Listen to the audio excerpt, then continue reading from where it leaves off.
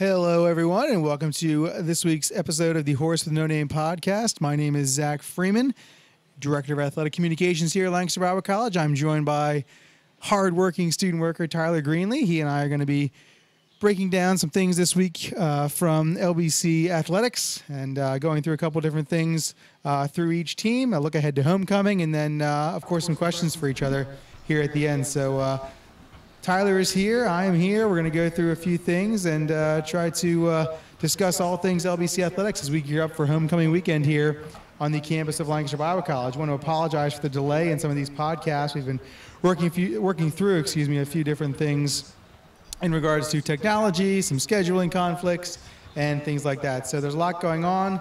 Like I said, Tyler's going to be hosting with me and hoping to have some guests come in as well. Lots of great student athletes and coaches here on campus. So I look forward to having some interviews here on the podcast as well. So Tyler, we're just going to get to it. Do you have anything else to open with? No, you did a pretty good job. Thank you. I appreciate that. Happy to be back. Excellent. So we'll start with cross country. They've actually only run twice this season, but they're getting just ready to start a stretch where they're going to run for 3 straight weeks. The team ran at the Charger Invitational since last we had a podcast. Ebenezer Abebe took home second place in the men's race there and was named NEAC Runner of the Week that week. The Crow brothers, Tanner and Thatcher, also placed in the top 10 of that race. So it was a good race for the men. The team took home second place that day as well. On the women's side, Kaylee Boger, who ran in her first ever collegiate race, was the first LBC runner to cross the finish line, and she finished 30th, while teammate Judith Breeze was right behind her in 31st place. Both teams are in action, like we said, this weekend. They will run at the MSMC Invite up in Newburgh, New York. That's on the campus of Mount St. Mary. And those races will take place in the late morning. Tyler, you were there at the Charger Invitational. I thought we did okay. Yeah, I agree. It was a good day for the Chargers. It was cool to see, definitely cool to see Kaylee get that. To be the first one across, as it's her first year, so that was pretty cool to see.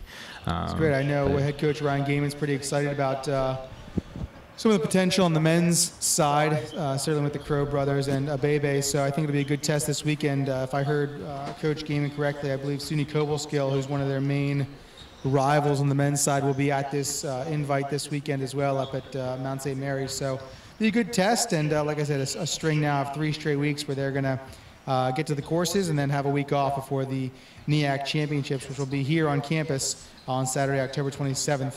Races at 10 and 11 that morning. Moving along, a field hockey team in their first season here. The Chargers have played much better over the past 2 weeks, including a 1-0 loss on Tuesday night against Hood. The Chargers have gotten strong play from several players: Blessing Bowman, Cassidy Snedeker, Nicole DeCoke, Andy Van Buskirk, her first season, the goalkeeper. And lots of others have played well, too, for LBC. They have the weekend off this coming weekend before hosting Notre Dame next Tuesday, the 2nd at 5 o'clock. Again, as someone who likes field hockey, and we'll get to that in a second, Tyler, someone who likes field hockey and enjoys the game, and my wife played Division III field hockey, I've seen nothing but improvement from the team.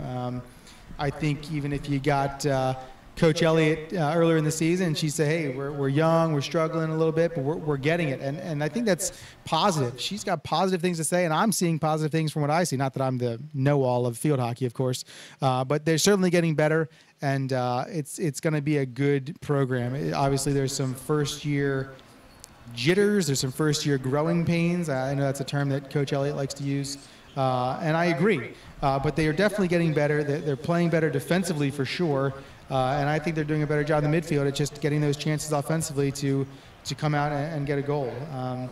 Tyler, this is your first experience with field hockey, though, or one of your first experiences. What do you enjoy, and then what do you maybe not enjoy about the game? Well, there's a lot of whistles, so that's it's not a sport to bring your dog to. Let's just do that.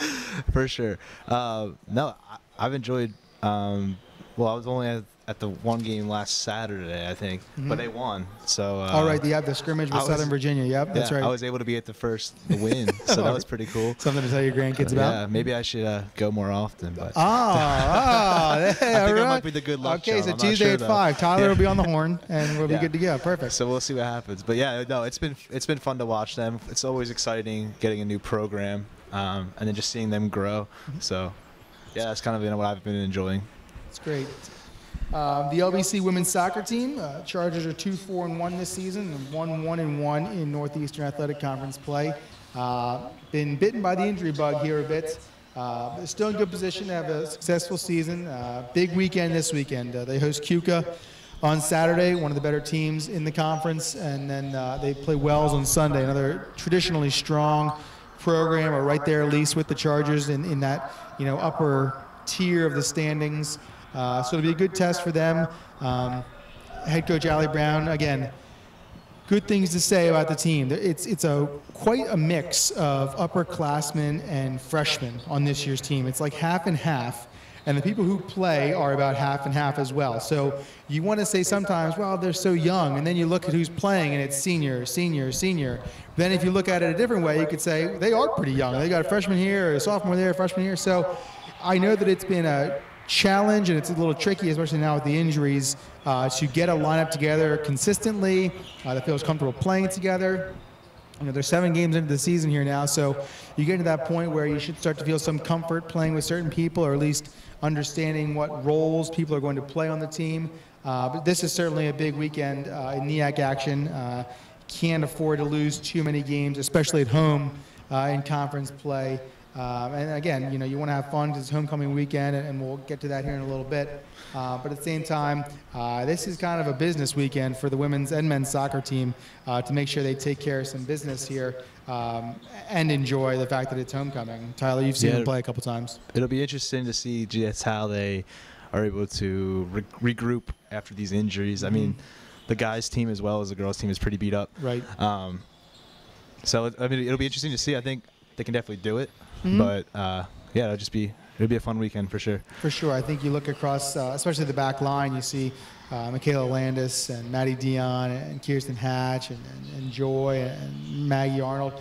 And I think at some point you kind of get it through your head that, we need to start winning some games here. We need to start playing better, or be a little bit more competitive, especially in the conference games, or we're, all of a sudden you start counting down the final games of your collegiate career. And I know, Tyler, that's something you may have to deal with. Well, hopefully not, at least be aware of it anyway, with baseball. Not for a little while. Right, at least in the spring, though. I think, though, there comes a time, and I remember doing this when I played, high school sports and things, that all of a sudden you realize, this isn't going well, or even if it is going well, everyone knows when the final date of the season is, and you hope, obviously, you're going to play postseason play, but, the NEAC final is eventually. So, I think that you kind of take stock of where you are and try to have a good idea of how you want to play. And again, I think the upperclassmen I mentioned, they're great leaders. I think the freshmen or underclassmen are learning a ton from them. And I think it's a good group. So, yeah, for sure. That's one thing I've noticed, like you mentioned, I'm a senior this year, so it's like, kind of look back like, dang, this is like my last go at it. So I'm sure the mindset's the same for them as it is for the seniors on the baseball team. Like with me, we're just going out there, we're working hard every day, because you never know. This is our last time at it, so we want to make sure we give it the best shot. So I'm sure it's the same way for both men and women's soccer, and also field hockey as well. But, right. And the cross country team. And I think that's something too that you hear people say, like maybe when you're a sophomore, you hear Justin Taylor say, it's my last couple games, I want to do well, and until you're a senior, you may not appreciate exactly what he was talking about, and now you do. Right. And not that you didn't take his word for it, but at the same time, well, I'm a sophomore, I'm a freshman, like I got plenty of time to play or whatever. Yeah. But now that you're a senior or whomever, I think you go through it in life too, whether you're telling your kids different things or whatever it is that they can't really know that until they experience it. So it's good. Again, I think the women's soccer team will be just fine. Men's soccer team, little bit of a speed bump here, a little wall here in the middle of the season. They began the year 3-1, and now they're 0-2-1 in their last 3 games. They haven't scored in any of those past 3 games. Did earn a scoreless tie with Juniata last Wednesday. But since then, I've lost back-to-back 1-0 games to Penn State Abington, and last night or Wednesday night to Alvernia. Coach Tom Hart saying last night after the game they need to create more chances to score, especially moving the ball from the midfield to the attackers. I haven't seen, or we haven't seen, the men's soccer team play in 3 weeks now because they've been on the road, this 6-game road trip here. Don't get me wrong, they have played some of the better teams on their schedule. Juniata is much better than they were last year when we beat them 3-1. Tommy said so. Penn State Abington's the best team in the NEAC, and we lost 1-0 in a very hotly contested game that was just a great Division III soccer game from what I understand. And Alvernia is good too. They're 4-5-2 now, and they're a solid team up there in Reading. So it's not like we're playing bad teams and not scoring. We're playing good defensive teams, and it's not like we're giving up 5 and 6 goals. We're losing one. We've given up 2 goals in 3 games. We just have to be 0-2-1. So I think that not scoring in 3 straight games is a little concerning. It sounds like they have an idea of what the problem may be. But the same with the women having to play tough teams. Keuka is a tough team. They're always tough. They always play us tough. And Wells, they're a little lower in the standings, but they're losing games 1-0 and close as well. So I think, again, for the men's soccer team, just like the women's soccer team, have fun, enjoy homecoming, but this is like bring your business suit and your big boy pants because this is a big weekend for us. Right. Yeah, that's the thing. Like, you see, you say Wells, well, there might be lower in the standings, but it's still a conference game. Mm-hmm. You got to come, you got to handle your business. I mean, it's great to have fun on homecoming, but we got to make sure we're coming out ready to fired up and ready to play. So especially we don't typically play a lot of Saturdays and Sundays, but this weekend is a Saturday Sunday. So you get all geared up for homecoming on Saturday, and you wake up Sunday morning. We have a game at 2:15, or if it's the men, the women play at noon. So just one of those things you have to just make sure the focus is there, even though a lot of things may tell you to drop your focus a little bit. Yep. So it's the same thing like when you guys go to spring break. Hey, this is great. We're in, South Myrtle Beach and we're having a good time and there's no school, but we're playing really good Division III teams. We're here for business. And, you want to have a good time. And, of course, you hopefully have that off day or two where you can have that good time. But, you also want to get your season kicked off in the right way and start playing some good baseball as you head into conference play. So, again, each team has that, and I think it's something the men's soccer team is going to deal with this weekend. So. Women's volleyball team off to its best start in 14 years. They're 10-5 after Tuesday's 3-0 win over Karen. The Chargers, like I said, haven't had this record through 15 games since the 2004 season. They are balanced. They're loaded with upperclassmen who have seen everything you can in volleyball, from 5-set losses to 5-set wins to 3-set sweeps when they should have won to beating teams they shouldn't have beaten. They've seen it all, and you can just tell. Head coach Micah Herron has a tremendous hold on how this team functions, and it's been great to see the team and he feed off of one another. The match the other night, you were here for some of it, Tyler. Yeah. There was a time in the second set, I think we were winning 22-17, and Karen got a point, and then another one, and then another one, and you look up and it's 22-21, and I think that's when it was. And Micah stood up, and the down ref looked at him like they always do and just waited for him to make the timeout sign. And Micah turned around and walked to the other end of the bench. And he was not going to call a timeout. And the girls were going to have to work through this on their own. And Karen ended up tying it at 22. And we won 3 of the last 4 points to win 25-23 and take a 2-0 lead. And it was just great. I think there are a lot of coaches, and it wouldn't have been a bad strategic move to call timeout and try to break the score and run and things like that. But Micah wanted his team to figure it out, and sure enough they did, and I think that you can just go through the roster and it's just upperclassmen for upperclassmen, and I think they on the court they play in spurts. I think there's points where you look at them and think this team could be playing in the NEAC final, and then there's other times where you look at them and Micah and I joke, there's other times where you think maybe we should go back to the fundamentals of everything. So I think there are parts of it there, but that they are playing pretty well most of the time. Again, we just talked about this with both the soccer teams. There are huge matches coming up for the LBC volleyball team. They all happen to be here at Horse Athletic Center. But we'll see how it goes. They're 3-0 in conference play, and Friday afternoon they play Berks, who they've always struggled with. I made the program for Friday, and we are 1-9 our last 10 matches against Penn State Berks. Let's make it 2-9, right? Yeah, hopefully it's 2-9 and past 11. But so Berks Friday, they're off all next week until next Friday. Then they play Gallaudet, Wells, and Keuka. You want to talk about the 4 teams in the NEAC volleyball-wise, other than Morrisville State, who dominate the standings? They're right there. Berks, Gallaudet, Wells, and Keuka. These are some of the top teams in the conference. They're all coming here. And the Chargers, they have the capability of doing something special here. I truly believe that. And like we just talked about a few minutes ago, you've got players who are playing their final collegiate volleyball matches. I don't know how many they have left. I hope it's 20. But you're talking about a time when you can start, counting it down. And I think that they've finally decided that they're ready to play and they want to go. And the mental toughness, I like it. I like it from the volleyball team. I like it from the coaching staff. They want them to figure it out, and it's fun to see. I know you've watched them a couple times this year, Tyler. Oh, yeah, for sure. I think it's definitely good that we're playing these games at home. Mm-hmm. I think our student body gets behind our teams pretty well. So I think and the hat gets really loud when they're playing well. The tin roof is nice occasionally. Yeah, it's when that thing's rattling, it's a lot of fun inside. So yeah, I think it's definitely big that we're playing home. So yeah, hopefully we can get these wins. It'd be great. I hope so too. I think this is one of the first times, or the first time in a really long time, that we've actually played Gallaudet here at home. So that will be a big match for our ladies. So that's the team-by-team breakdown. I think we covered most of it. The basketball team is playing in the gym right now. If you can hear the bouncing balls and the sneakers squeaking, that's 2 weeks away, which is insane. It's crazy. The basketball teams are 2 weeks away. I know. I still think there's about 30 guys out there playing basketball. Yeah.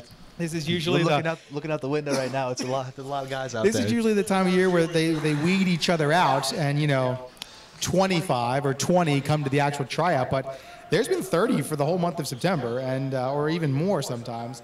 So we'll have to see. I know the JV program is still happening. So again, that's got to be good though. For sure. They can never be bad. Oh, for sure. No, it's terrific. It's a lot terrific. more talent to pick from. So absolutely terrific. Yeah. So we'll look forward to that. That'll be in a future podcast. But don't blink, or it's going to be basketball season.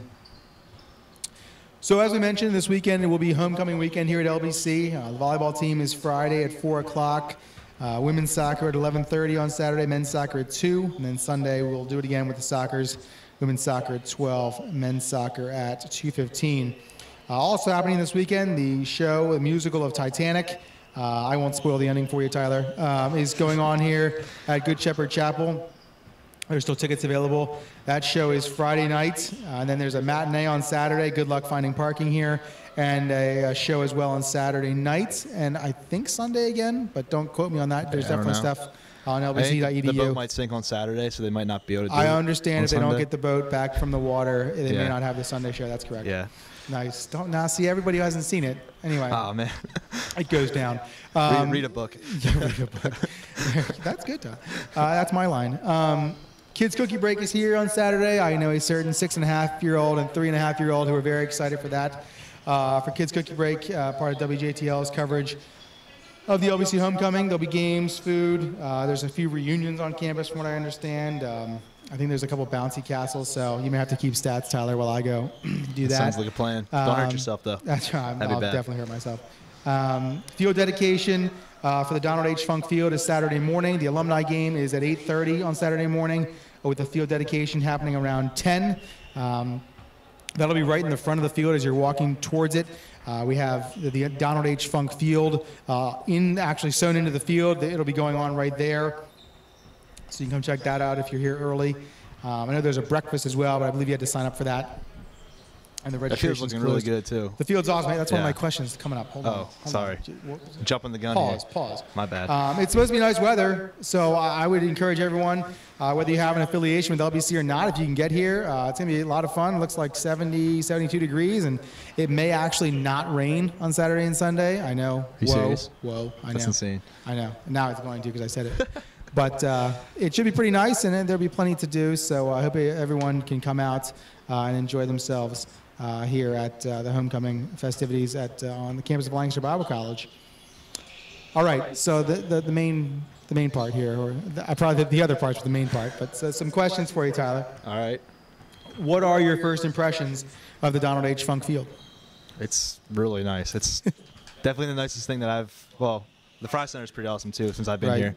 But athletically, definitely the best thing that I've seen over my 4 years here. They just got that. I saw they put the new Charger logo on top of the scoreboard today, which is pretty sweet. Yeah. I was pulling on the campus this morning to go to my class, and I was like, hey. I was like, what's that crane doing out here? And then That's right. I was like, dang, that looks really sweet. It does look pretty good. It's pretty cool. So if you have been here already to see a game on the turf field there, we had the scoreboard. If you're looking at the field, it's on the left. And now, as Tyler mentioned, there's a kind of a trust thing on top of it. It says Donald H. Funk Field and the big Chargers logo. So very nice. We're just waiting on a few more things, namely the donkey press box that we're waiting on. We're excited for that. Awesome. That'll be really nice for us as well. But the field's unbelievable. We've been posting pictures, and you can walk out there when it's dirt and there's trucks, and so you see a game and the lights came. We put the lights on the other night, and all of a sudden you don't think you're on campus, but then you look up and there's the chapel, and there's the gym, and there's the dining commons, and it's like, oh, we're still here on campus, but we're on a turf field and it's lit up. And I walked out the other night after writing a bunch of stories, and the men's soccer team was still practicing. I don't know, 9:45ish. And there was fog. That's got to be one downfall of having lights, though. Those late practices. I'm aware. I'm aware of the downfall of the weeknight games. We used to only have weeknight stuff in here, and now it's fine. It's great. But there was fog coming off the field, and the lights were on, and the guys were practicing. It was just kind of like a movie. It was like Hoosiers. Moment there. It was pretty. Remember the Titans? I know, that's right. Cemetery. That's right. Yeah. If we can get Denzel to come coach, I'm in for that. Fall ball has started for baseball. Yes. That's correct. What's the word? What's the vibe? What's the general thoughts so far on fall ball? The vibe's been good. Practices have been upbeat, getting a lot of work done. We had our first inter-squad scrimmage last Friday, which that was a lot of fun. It's always fun to just start playing some baseball instead of, doing your bunting drills, throwing drills, Whenever you can play against each other, it's a lot of fun. A lot of trash talk going on with each other. It makes it interesting, which is a lot of fun. But yeah, it's awesome. I'm a proponent of playing regular season games in the fall and having them count towards the spring. Yeah, instead of starting in someday that will be hopefully February. Yes. Yeah. Because if it's a bad day right now, a bad day in the fall, obviously not having rainouts, that would be helpful. A bad day in the fall, it's 70 degrees, right. 65 60, degrees. yeah, I was gonna say, even so, 65 60s. degrees right now. You're what? You have a long sleeve shirt on. Right. A bad day in February or March, it's 40. Right. You're trying to play because you have to. It might be lucky if you're 40 in a bad day. And you're not wearing a long sleeve shirt. It's a parka, and it's miserable. And I don't know. You can cap it at 10 games. I don't care. I just think that, especially in our area of the country, we don't. When Long Beach State's climate comes to Central Pennsylvania, I'm all in for the spring. Yeah. But we can't play. I mean, if it snows in early March, we can't play games until the middle of March or late March. The global warming really needs to pick up the pace or something. Yeah. So yeah, nice. I don't know, but that's just us. Not to mention the teams in New York. So I don't know. Right. I just think there's room somewhere where we can play 10 to 15 games, and whether they're not conference games necessarily. I don't want to start messing with the conference stuff. But let's play 10 games, and so that way, if it does snow in the middle of March, which it can do, at least we have the games in, and you try to fit the conference schedule in April, and you've met your minimum. I don't know. I agree with that. Yeah, I wouldn't mind that.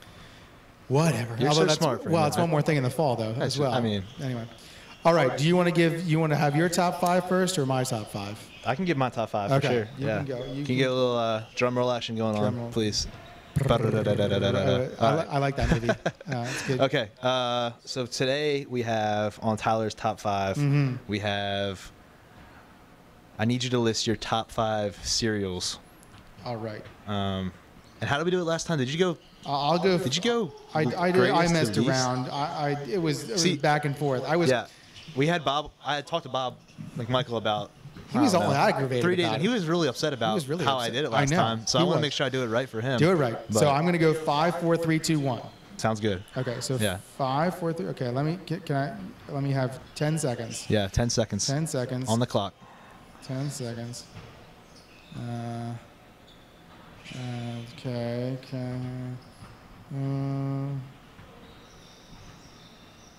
Okay. Got it. Yeah. I mean, this isn't like. Don't hold me to this. This isn't binding for sure. This isn't binding, but this is pretty good. But you want to make sure you do it well. Right. Okay, so number 5. Captain Crunch. Number 5, okay. Regular Captain Crunch. Okay.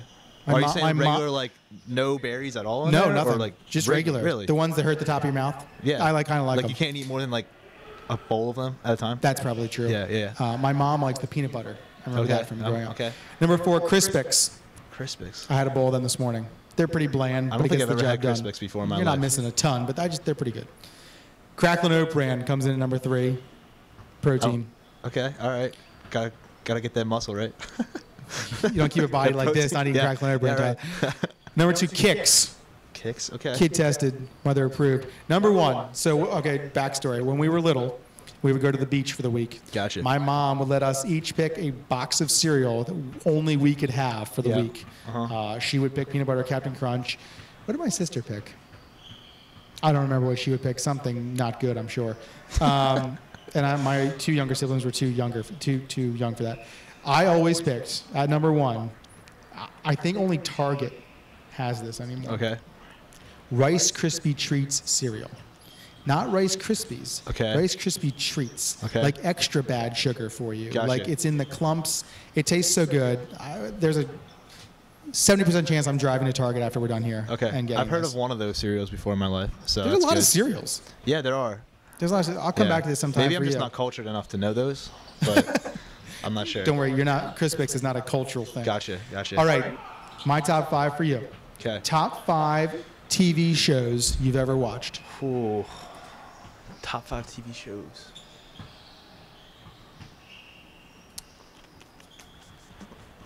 I gotta write these down on my phone real quick so I can.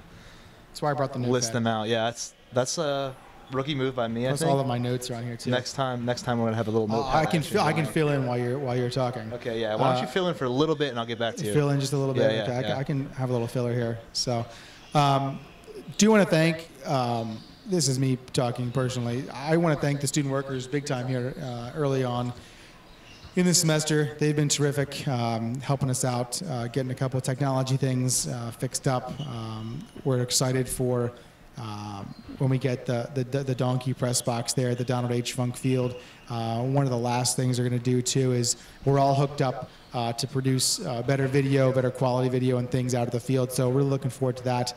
But I do want to thank obviously Tyler and JJ and Jesse and Hunter, and we brought Kyle on as well. Really looking forward to working this year with those guys and just having a good time at the same time, trying to teach a few things, especially Tyler and Jesse as they get a little bit older here in the program and go off here pretty soon and have jobs of their own. Whether or not they do this or not, I don't really know, but looking forward to that. And of course, I want to thank the aforementioned Bob. He does so much for us in athletics. Specifically on our end, game management wise and announcing obviously, and just little things that no one who comes to the games or watches them on the live stream would ever see. But I promise that his fingerprints are all over our production and in terms of how we do things game management wise. It's been awesome. So I definitely want to thank those people because they certainly make it look easy when we have a good broadcast or game management. Things run smoothly because of the people you normally don't see. So I just want to make sure that they're thought of and things like that. Tyler's giving me the signal. Yeah, we got 5. Go. Coming in at number 5. Coming in at number 5. This is a rest in peace, but Dukes of Hazzard. Dukes I used to watch that growing up all the time. Okay. And that's definitely a good childhood memory of mine. Me and my brother waking up on Saturday watching that. Nice. Okay. We would record it, so that was fun. VHS. Good old reruns on CMT, which was great. Yeah.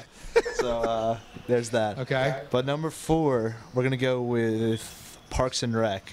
Okay. Yep. That's. I never got into it. I'm really? not opposed. Yeah. I just never. I just love Ron Swanson.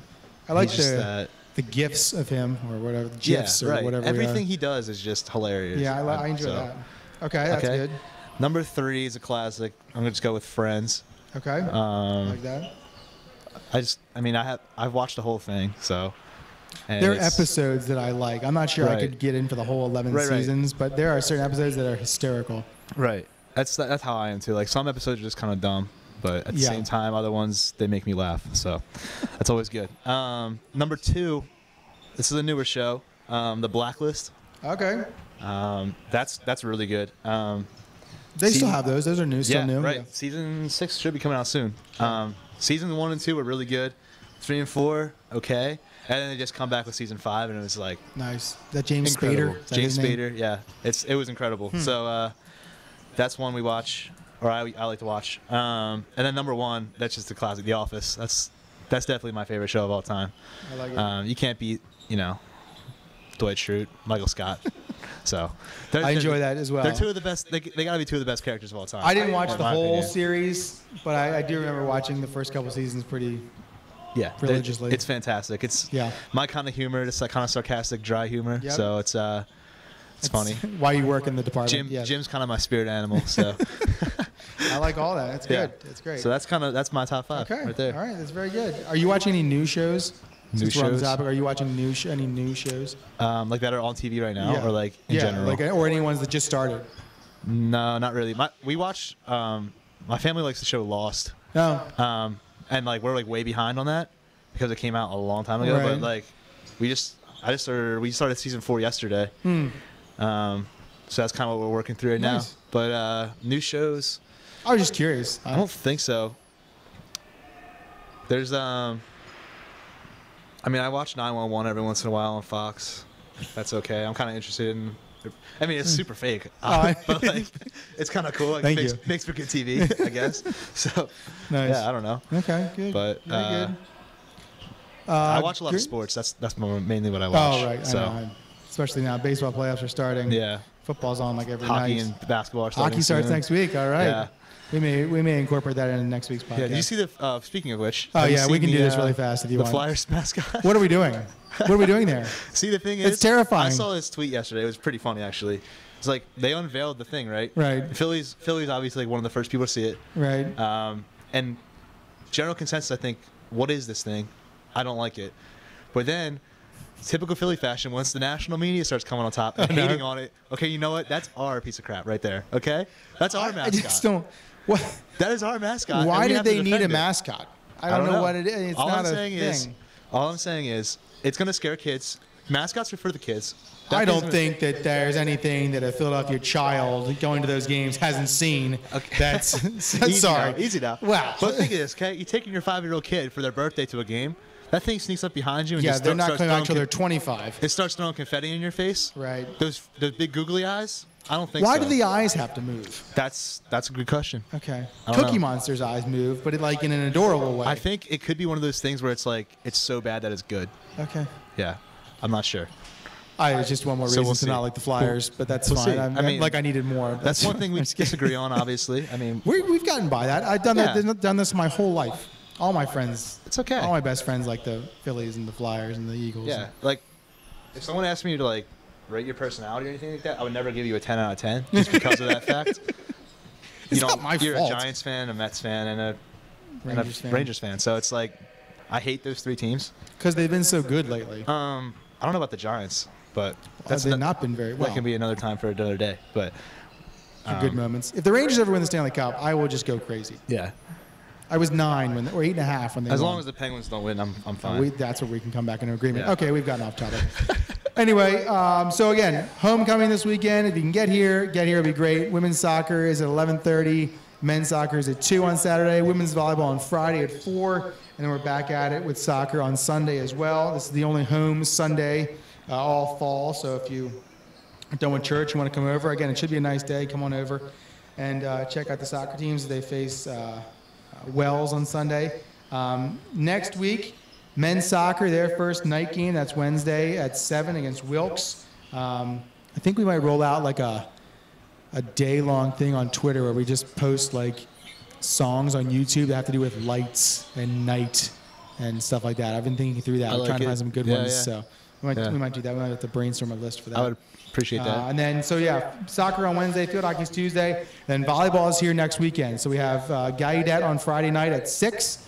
And then Saturday, we're running 2 courts at 11 o'clock and 1, where we play Cuca and Wells, and then Gallaudet will play the other team that we're not playing on the other court. So seating will be a little funny next Saturday here, but you can sit upstairs. We'll have some seats, and we usually pull out a row or two on the floor as well. So we'll have that all for you on the Chargers Sports Network. Tyler, good work. Happy homecoming. Yes. And we you. will see everyone this weekend, or we'll see you on YouTube. This has been Zach Freeman and Tyler Greenly. Yeah, go ahead. Go Chargers, go. Oh, very nice.